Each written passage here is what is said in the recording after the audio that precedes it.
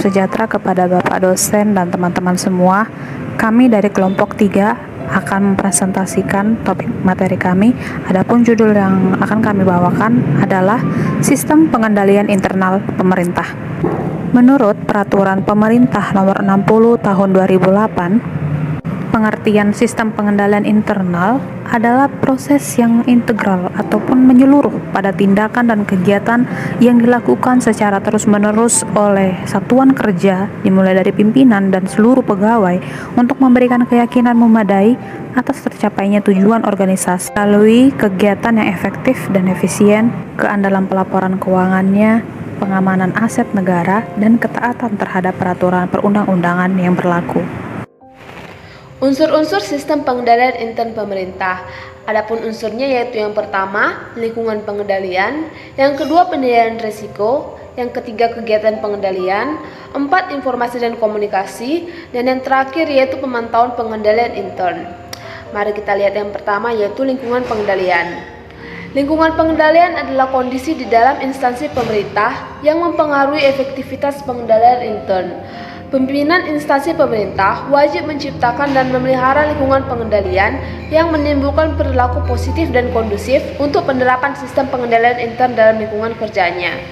Melalui yaitu yang pertama, penegakan integritas dan nilai etika, yang kedua komitmen terhadap kompetensi, yang ketiga kepemimpinan yang kondusif, yang keempat pembentukan struktur organisasi yang sesuai dengan kebutuhan, yang kelima pendelegasian wewenang dan tanggung jawab yang tepat, yang keenam, penyusunan dan penerapan kebijakan yang sehat tentang pembinaan sumber daya manusia.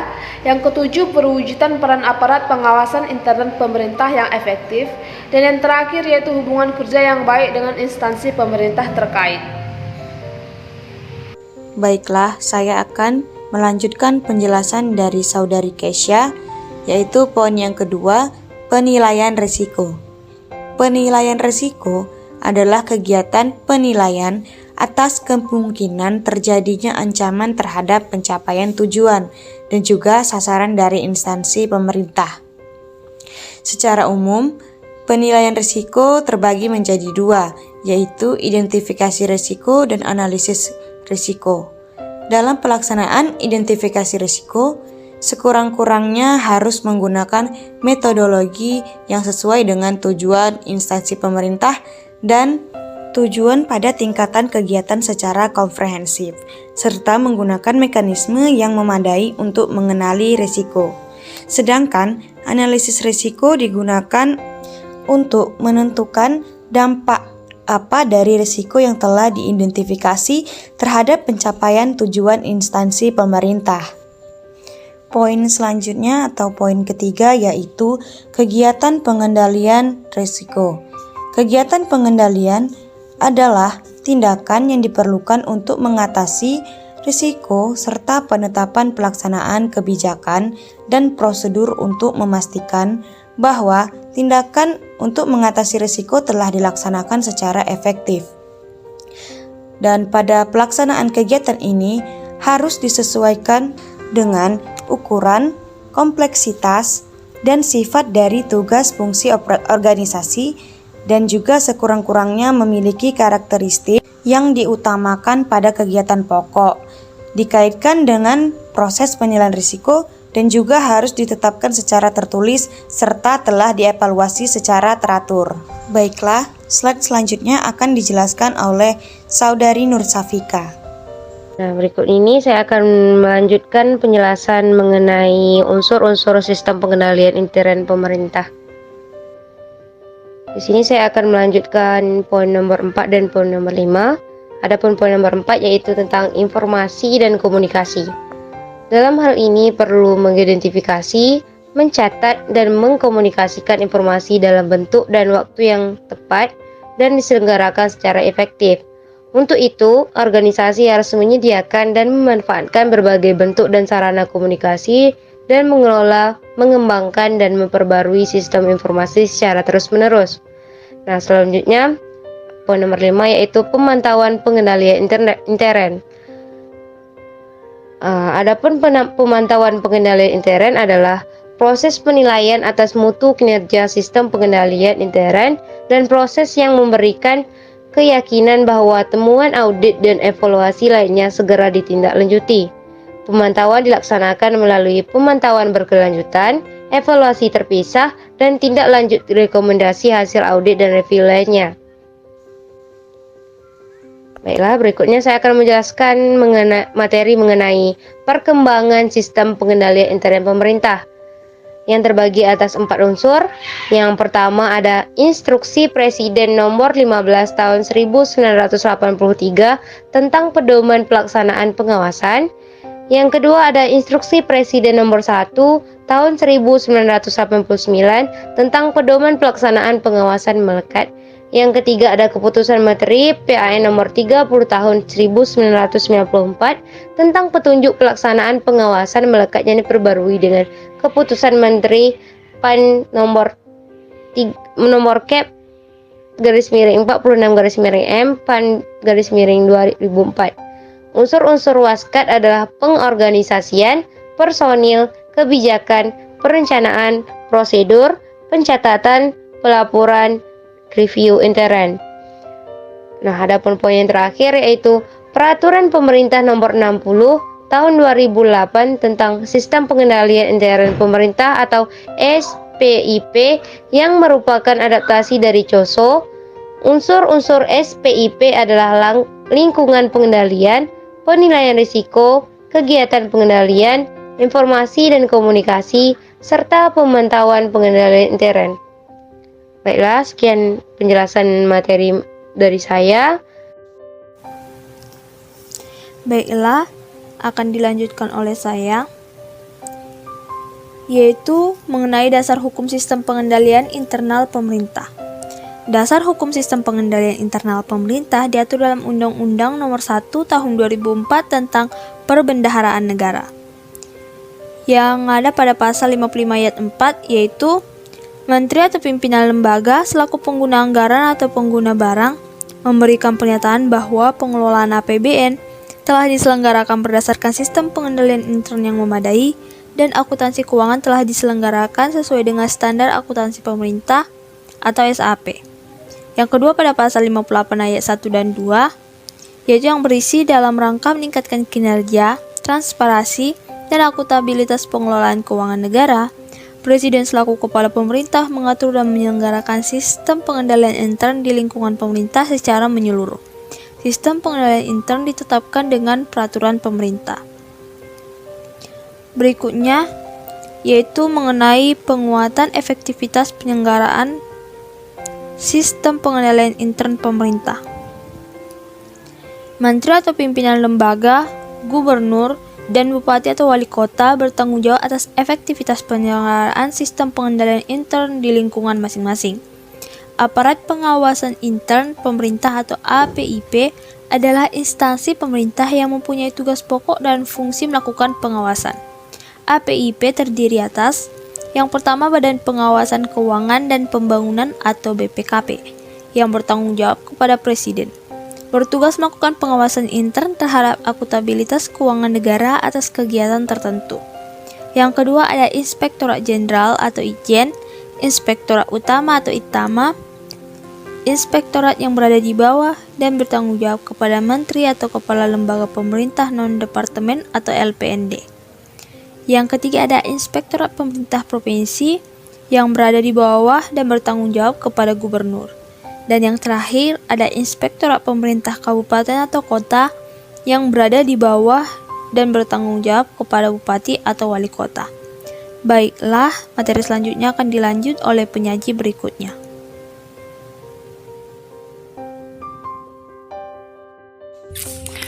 Baiklah, presentasi akan saya lanjut. APIP melakukan pengawasan internal melalui yang pertama audit. Audit merupakan proses identifikasi masalah, analisis dan evaluasi bukti yang dilakukan secara independen, objektif dan profesional berdasarkan standar audit. Yang kedua adalah review.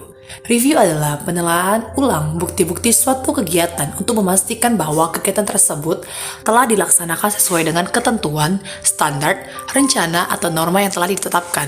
Menteri Keuangan selaku bendahara umum negara menetapkan standar review atas laporan keuangan untuk digunakan sebagai pedoman dalam pelaksanaan review oleh aparat pengawasan internal pemerintah. Yang ketiga ada evaluasi. Evaluasi adalah rangkaian kegiatan membandingkan hasil atau prestasi suatu kegiatan dengan standar, rencana, atau norma yang telah ditetapkan dan menentukan faktor-faktor yang mempengaruhi keberhasilan atau kegagalan suatu kegiatan dalam mencapai tujuan. Yang keempat ada pemantauan. Pemantauan adalah proses penilaian kemajuan suatu program atau kegiatan dalam mencapai tujuan yang telah ditetapkan. Yang terakhir ialah kegiatan pengawasan lainnya. Kegiatan pengawasan lainnya antara lain berupa sosialisasi mengenai pengawasan, pendidikan dan pelatihan pengawasan, pembimbingan dan konsultasi, pengelolaan hasil pengawasan, dan pemaparan hasil pengawasan. Oke, materi selanjutnya ialah keterbatasan sistem pengendalian intern pemerintah atau SPIP. Azhar Susanto menyatakan bahwa terdapat beberapa keterbatasan sistem pengendalian intern yang disebabkan oleh yang pertama, kesalahan manusia atau human error, yaitu kesalahan yang muncul ketika karyawan melakukan pertimbangan yang salah atau perhatiannya selama bekerja terpecah. Yang kedua adalah penyimpangan manajemen karena manajer atau suatu organisasi memiliki lebih banyak otoritas dibandingkan karyawan biasa. Proses pengendalian efektif pada tingkat manajemen bawah dan tidak efektif pada tingkat atas. Kolusi atau collusion.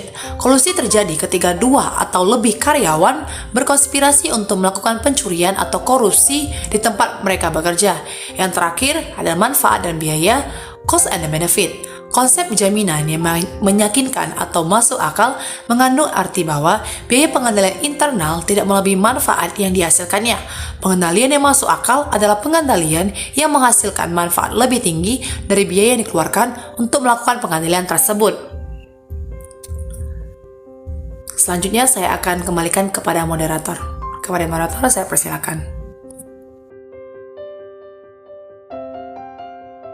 Sesi diskusi, siapa ada yang bertanya? Silakan.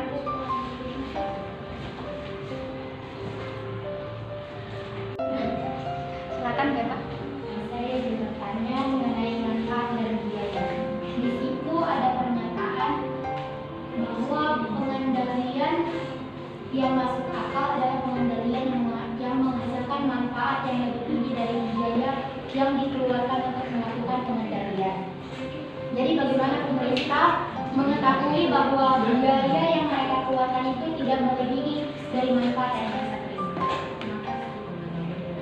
Wulandari bertanya, coba jelaskan bagaimana implementasi pengendalian internal yang efektif pada suatu perusahaan. Terima kasih. Baiklah, saya akan menjawab pertanyaan dari Astri Wulandari, saudara Astri Wulandari. Yang pertanyaan ialah, coba jelaskan bagaimana implementasi pengendalian internal yang efektif pada sebuah perusahaan. Hal yang harus diperhatikan dalam pengendalian internal yang efektif ialah melalui yang pertama itu aset perusahaan, yang kedua kinerja karyawan atau SDM, yang ketiga transaksi perusahaan, yang keempat pencatatan kejadian penting, yang kelima wewenang setiap jabatan, yang keenam pengelolaan sistem informasi. Apakah saudara Astri Wulandari menerima jawabannya? Terima kasih saudari Lana, saya Sama. Saya akan menjawab pertanyaan dari Beta yang pertanyaannya, bagaimana pemerintah mengetahui bahwa biaya yang mereka keluarkan tidak lebih besar dari manfaat yang mereka terima? Baiklah, jawaban dari kelompok kami adalah dengan cara melakukan analisis manfaat dan biaya. Karena analisis manfaat dan biaya ini digunakan untuk mengevaluasi penggunaan sumber-sumber ekonomi agar sumber yang digunakan dapat digunakan secara efektif. Nah, bagaimana langkah-langkahnya? Yaitu dengan cara membuat kerangka analisis dari analisis cost benefit ini. Terus melakukan identifikasi biaya dan manfaatnya. Yang poin ketiga adalah menetapkan nilai dari biaya dan manfaat yang ada. Yang terakhir adalah menghitung dan membandingkan total nilai biaya dan manfaat. Jadi sehingga dapatlah bagaimana pengeluaran lebih besar daripada yang diterima oleh perusahaan tersebut atau pemerintah atau sebaliknya. Terima kasih atas jawabannya. Manfaat yang dimaksud itu berupa apa?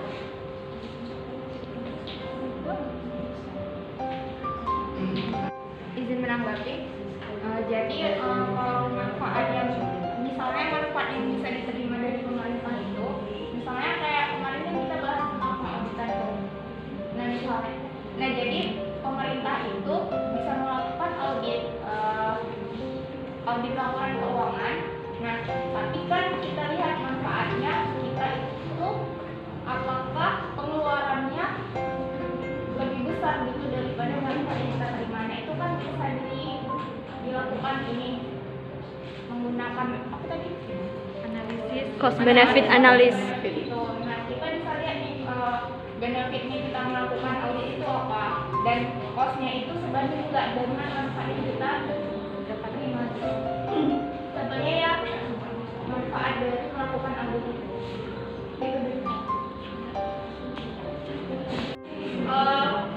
Dengan harga 20 juta gitu per file, jadi kan itu manfaatnya nggak sesuai gitu dengan pengeluaran yang kita punya gitu. Nah itu mungkin bisa dipikirkan kembali gitu loh. Jadi kira-kira kan kita bisa tahu gitu manfaatnya ini benar berpengaruh juga dari pengeluaran yang sudah kita keluarkan, dari biaya yang dikeluarkan melalui analisis yang disebutkan oleh kelompok tadi.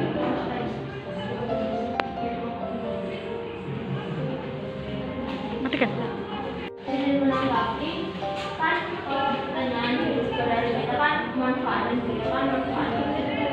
manfaat itu kalau dalam pemerintahan itu manfaatnya bagaimana biaya itu bisa melaksanakan rancangan-rancangan yang sudah dirancangkan.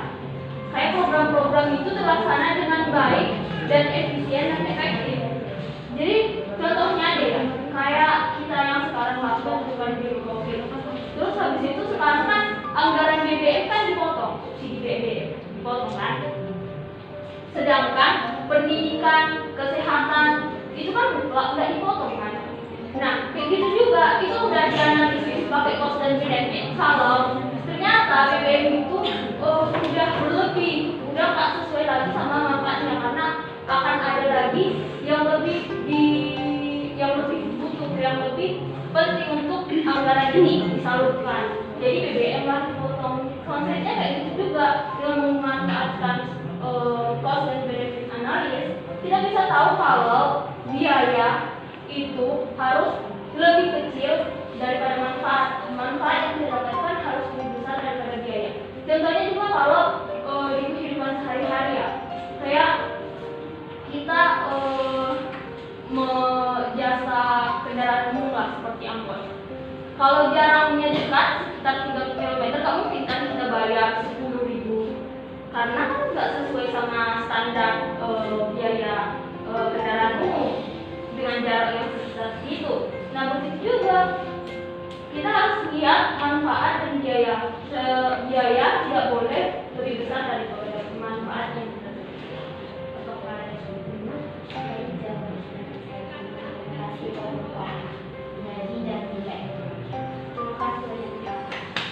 Ada disebutkan di PPT bahwa ada 4 keterbatasan sistem pengendalian internal pemerintah. Jadi tindakan apa yang benar-benar bisa diterapkan untuk mengatasi keterbatasan tadi? Terima kasih kembali. Kami akan coba untuk menjawab pertanyaan dari Febrianti. Pertanyaannya adalah tindakan untuk mengatasi keterbatasan sistem pengendalian internal pemerintah yang benar-benar dapat diaplikasikan. Nah, sesuai dengan yang kami presentasikan ini ada 4 keterbatasan. Yang pertama itu kesalahan manusia atau human error. Ini menurut diskusi kelompok kami, yaitu dengan cara melakukan pelatihan sesuai dengan bidangnya. Jadi sehingga dapat mengurangi kesalahan dalam mengerjakan bidangnya. Misalnya akuntansi, melakukan pelatihan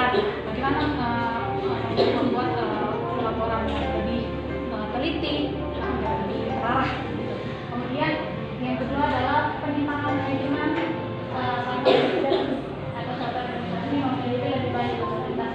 Nah ini dengan cara manajer memberikan tugas dan tanggung jawab kepada setiap anggota ataupun karyawan sesuai dengan bidangnya masing-masing sama juga tadi ya. Yaitu misalnya mungkin kan satu pegawai itu menghandle 5 pekerjaan. Nah, itu kan ketimpangan dalam pekerjaan mengerjakan sesuatu. Jadi dengan cara manajernya itu membagikan tugas sesuai dengan bidangnya dan fungsinya. Kemudian solusi ini dengan cara mendatangkan auditor, yaitu dengan auditor internal ataupun eksternal. Kemudian yang terakhir adalah manfaat dan biaya sama seperti jawaban untuk kita tadi, dengan cara menganalisis biaya dan manfaat. Apakah saudara Febrianti bisa menerima jawabannya? Jawabannya terima kasih. Terima kasih pertanyaannya.